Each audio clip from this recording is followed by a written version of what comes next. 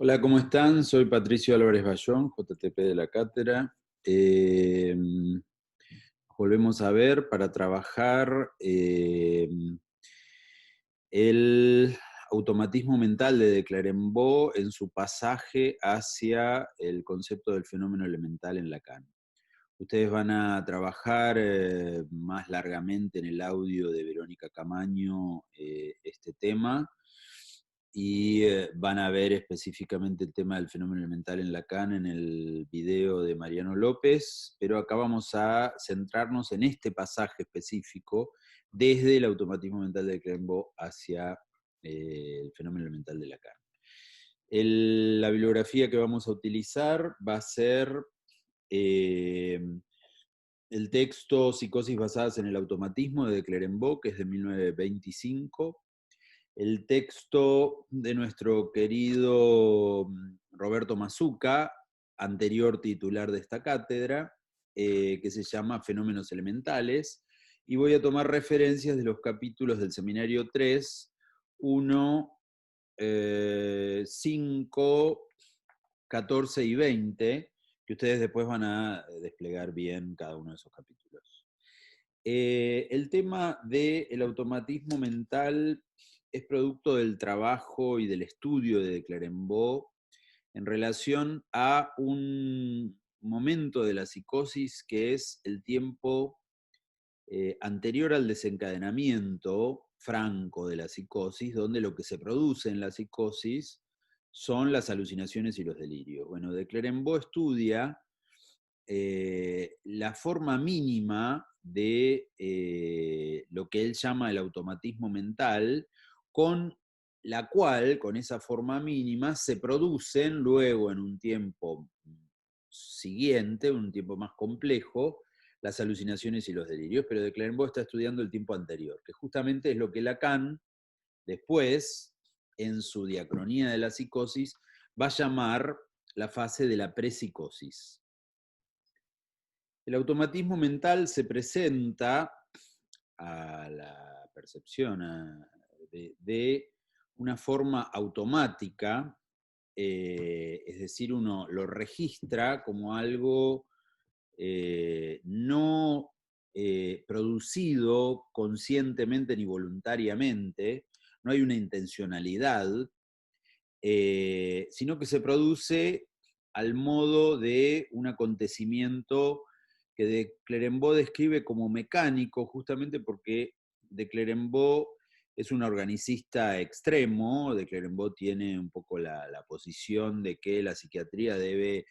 subsumirse a la neurología, porque básicamente todo lo que pasa a nivel del psiquismo depende de causas orgánicas. Entonces lo que de Clerembault planteaba es que los, los automatismos mentales justamente son fenómenos automáticos producidos por alteraciones del sistema nervioso, ya sea lesiones, causas tóxicas, enfermedades, que producen como una especie de cortocircuito a nivel del sistema nervioso, que produce como consecuencia la presencia de estos automatismos como fenómeno mecánico, no buscado por el sujeto. Y este automatismo tiene tres características, vamos a verla en un PowerPoint, tres características que son las siguientes. Es anideico, es decir, no implica la ideación, los pensamientos. Es asensorial, no pertenece a los sentidos, sí pertenece a la sensación interior del cuerpo, a la senestesia, a las sensaciones de los órganos, y es neutro, es decir, no tiene ninguna tonalidad afectiva, ni de alegría, ni de tristeza, ni de positivo, ni negativo. Estas tres características se presentan bajo la forma mínima del automatismo.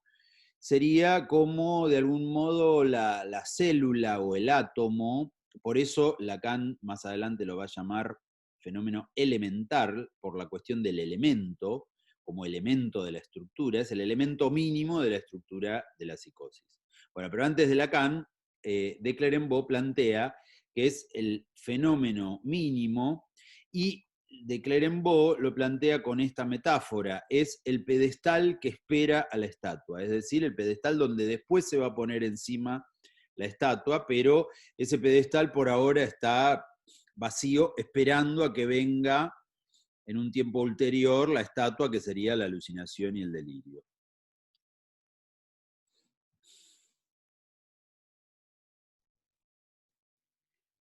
A su vez, el fenómeno elemental se produce en tres áreas, que no hay que confundir con las tres características que dijimos antes, en tres áreas en el sentido de dónde se produce a nivel de la subjetividad. Se produce en el área motriz, es decir, el área de los movimientos del cuerpo, de la kinestesia. Se produce en el área sensitiva, es decir, no sensorial. Lo sensorial serían los cinco sentidos, lo sensitivo es la sensación interior del cuerpo, o sea, el ámbito senestésico. En la forma compleja que después veremos, que es lo que se llama el gran automatismo, que después lo veremos, también puede incluir a los cinco sentidos, pero en la forma mínima es el ámbito senestésico. Y finalmente, la tercera área es el área de lo ideoverbal, que básicamente es el pensamiento, y que en la forma compleja del gran automatismo también puede incluir ideas, palabras, voces, ya veremos. Vamos a dar ejemplos clínicos que de Clerembault sitúa para esas tres áreas. Ejemplos clínicos en sentido de cómo ocurren. En el área motora o motriz se producen movimientos involuntarios, se le imponen al sujeto movimientos involuntarios repetitivos al modo de gestos o tics, pero justamente a diferencia de un tic, que un sujeto puede saber que lo está haciendo semi voluntariamente, acá es algo impuesto, involuntario. En la forma más compleja de los fenómenos motores están las fugas y vagabundeos, en las cuales el sujeto se va, se va a pasear, pero también como algo impuesto, como un fenómeno de un movimiento involuntario, pero más complejo. En el área sensitiva, como decíamos, las sensaciones anestésicas, por ejemplo, sensaciones de frío en el interior del cuerpo, de calor, de sensaciones de cosas que se mueven en el cuerpo, algo que va de arriba hacia abajo, en el estómago, en la espalda o en las piernas, etc. Y por último, el área de lo ideoverbal, que son los fenómenos más habituales del automatismo mental, que más se ven en la psicosis,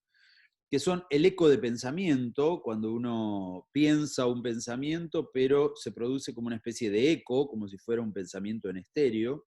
La anticipación de pensamientos, antes de tener el pensamiento ya tengo la sensación que lo estoy teniendo. El comentario de actos al modo de ahora va a prepararse un mate, ahora se va a levantar, ahora va a... Y el devaneo de recuerdos en el sentido que se le presentan al sujeto recuerdos que van pasando de unos a otros, pero nuevamente con esta característica de la sensación de lo impuesto. Bien, decíamos que de Clerembault le daba estas tres características de lo anideico, sensorial y neutro, y en un texto que es posterior a este, de 10 años después, de Clerembault diferencia la forma mínima de este automatismo de la forma más compleja del automatismo, diferencia dos etapas, que Lacan las va a llamar a esas dos etapas la prepsicosis y la psicosis, pero de Clerembault diferencia dos etapas del automatismo que llama el pequeño automatismo y el gran automatismo. El pequeño automatismo decíamos que tiene estas tres características de lo anideico, asensorial y neutro, o sea, no hay ideación, no hay cinco sentidos, no hay afectos. Y el gran automatismo tiene la característica que a lo anideico, asensorial y neutro se le agrega la ideación, y cuando se le agrega la ideación, de este modo, con las ideas, se construyen los delirios. Los delirios pueden ser de persecución, de posesión, los delirios erotomaníacos, los celotípicos, los de grandeza, es decir, todos los delirios que se presentan son producto de la ideación agregada al pequeño automatismo. O bien puede presentarse para el sujeto a lo anideico, sensorial y neutro, se le pueden agregar lo sensorial, los 5 sentidos, y entonces construir con eso las alucinaciones. Las alucinaciones de los 5 sentidos pueden ser auditivas, visuales, olfativas, gustativas, táctiles. Dentro de las auditivas que son las más frecuentes, han sido estudiadas como las alucinaciones auditivas propiamente dichas, que son las voces que un sujeto escucha, o también las que fueron descritas por Balaguer, otro psiquiatra, que describía las alucinaciones psíquicas o las alucinaciones verbales, en las cuales se presenta como un pensamiento que es difícil distinguir si es una voz audible o un pensamiento, por eso las llama alucinaciones psíquicas. Y las alucinaciones de Seglas, otro psiquiatra que describió las alucinaciones psicomotrices, en las cuales se encontraba a los pacientes haciendo un movimiento con su garganta, como si fuera un movimiento de ventrílocuo, donde decían, decían, por ejemplo, matate, pero sin mover los labios, como si fuera un ventrílocuo, pero no reconocían que ellos mismos lo estaban diciendo, entonces escuchaban la voz matate. Bien, entonces, decíamos, a lo anideico, asensorial y neutro se le puede agregar la ideación produciendo delirio, se le puede agregar los 5 sentidos produciendo alucinaciones, o se le puede agregar los afectos, y de este modo tendremos los afectos propios de la psicosis, el afecto de la persecución en la paranoia, el afecto amoroso de la erotomanía, el afecto de celos de la celotipia, el de alegría de la manía, el de tristeza de la melancolía, o los afectos de la fragmentación corporal propios de la esquizofrenia. Todos estos agregados se pueden producir juntos o separados, o sea, puede haber un pequeño automatismo anideico, sensorial y neutro al que se le agrega el delirio solo, por ejemplo en el caso de la paranoia, al que se le agrega solo la alucinación, como en el caso de la esquizofrenia,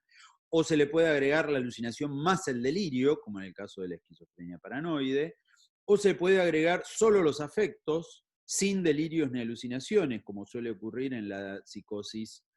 maníaco-depresiva. Bien, entonces, de Clerambault estudia la diferencia entre el pequeño automatismo y el gran automatismo, y con esto, de Clerambault lo que plantea es que con este cuadro del pequeño y del automatismo y el gran automatismo se pueden resumir el cuadro completo de la psicosis. Ustedes después verán, bueno, ya han visto en el primer conjunto el cuadro completo de la psicosis de Clerambault con el manual, en el cual estaban distinguidas la paranoia, la esquizofrenia,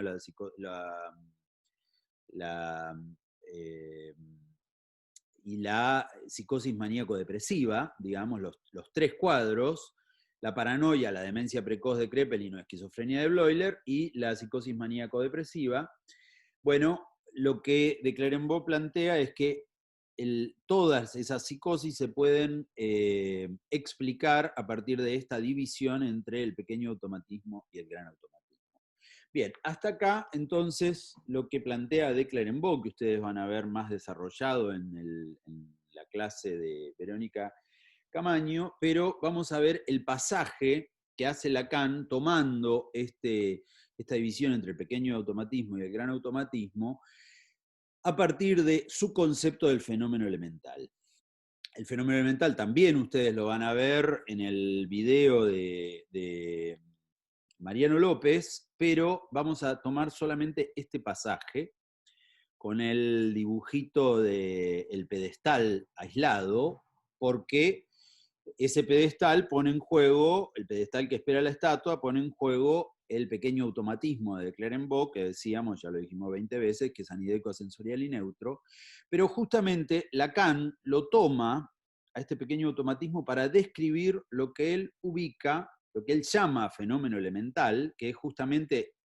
lo pequeño es el elemento, es como la célula, el átomo de la psicosis, que es la presencia de un significante solo, un significante no encadenado, es decir, desencadenado justamente, un significante que se presenta para el sujeto como efecto de un mecanismo que ustedes van a trabajar muy pormenorizadamente, que es el mecanismo de la forclusión.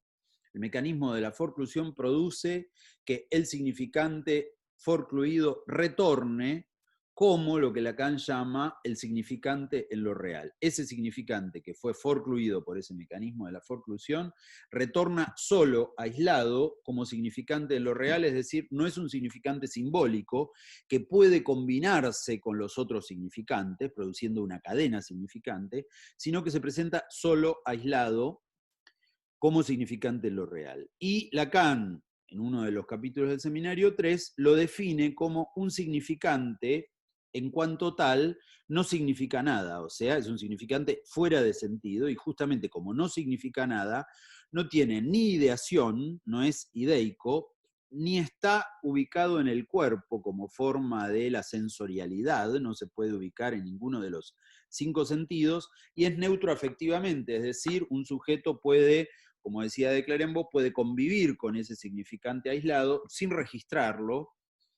sin que todavía ese significante produzca alucinaciones o delirios, simplemente puede producirse en esa forma mínima que puede ser, como dijimos, un eco de pensamiento, un movimiento involuntario, una anticipación de pensamientos, etcétera, todas las formas del pequeño automatismo de Clerenbaugh que tiene esta característica de ser anideico, asensorial y neutro. O bien, el fenómeno elemental, digo antes, este fenómeno elemental es típico de una fase de la psicosis que ustedes van a ver cuando trabajen la clase de Julia Eisbroch sobre la diacronía de la psicosis, que es una fase de la psicosis que sería la inicial del desencadenamiento, que Lacan llama la prepsicosis, donde se presenta este significante en lo real, por eso hablo del fenómeno elemental propio de la prepsicosis, que es el fenómeno elemental en su forma mínima. Y la forma más compleja del fenómeno elemental es el fenómeno elemental propio de la psicosis, no de la prepsicosis, sino de la psicosis, que es otra etapa, una etapa siguiente a la prepsicosis, que es la psicosis ya desencadenada o la psicosis propiamente dicha, y que remite al gran automatismo de Clerenbaugh, donde se producen los agregados que habíamos hablado, que no era solo la alucinación, no era solo lo anideco, sensorial y neutro, sino que era el agregado de la ideación, los 5 sentidos y el afecto, es decir, las alucinaciones, los delirios y los afectos de la psicosis, y que corresponde al momento donde ese S1, ese significante aislado, se combina, se asocia con los otros significantes, pero no como significantes propios del significante simbólico que se encadena metafórica y metonímicamente, sino como significantes que producen nuevas cadenas significantes, que son cadenas significantes restitutivas y que producen entonces las alucinaciones y los delirios propios de la psicosis propiamente dicha. Este tiempo, entonces, es el tiempo propio de la psicosis propiamente dicha, es el tiempo en el cual se produce aquello que Freud distinguía en sus textos, que ustedes también van a ver, que es el tiempo en el cual, dice Freud, en la psicosis se producen 2 movimientos, un momento donde la libido se retira de las personas y cosas del mundo exterior, y un segundo momento, que es el momento donde se produce lo restitutivo de la psicosis, donde la libido retorna a las personas y cosas del mundo exterior, pero bajo forma alucinatoria o delirante. Bueno, justamente en este tiempo es que se produce lo que Lacan ubica como que el S1 se combina con el S2, produciendo cadenas significantes, pero bajo modo alucinatorio delirante. Esas cadenas significantes justamente tienen que ver con la combinación de un S1 con un S2, y entonces a partir de la combinación entre significantes es que se puede producir la ideación propia del delirio. A partir de la combinación significante entre S1 y S2 se producen efectos de significación a nivel imaginario, por lo tanto se producen efectos de significación en el cuerpo, en los 5 sentidos del cuerpo, por lo tanto a nivel de las alucinaciones, y también a partir de la cadena significante entre S1 y S2 se producen efectos imaginarios de significación en relación a los afectos imaginarios, a los afectos del narcisismo, que son los afectos propios de la psicosis que describíamos antes como los efectos de persecución, de amor, de celos, de alegría, de tristeza, etcétera, propio de cada una de las psicosis. Entonces, por la combinación del S1 y el S2, o lo que Freud llamaba el retorno de la libido a las personas y cosas del mundo exterior, se producen las alucinaciones, delirios y afectos de la psicosis propios del gran automatismo de Clerambault. Bien, con esto entonces podemos concluir este pasaje que implica el pasaje desde el automatismo mental de Clerambault en su forma de pequeño y gran automatismo a el fenómeno elemental en Lacan en lo que hace a las formas de la prepsicosis y la psicosis en Lacan. Bueno, muchas gracias por su atención. Nos veremos más adelante.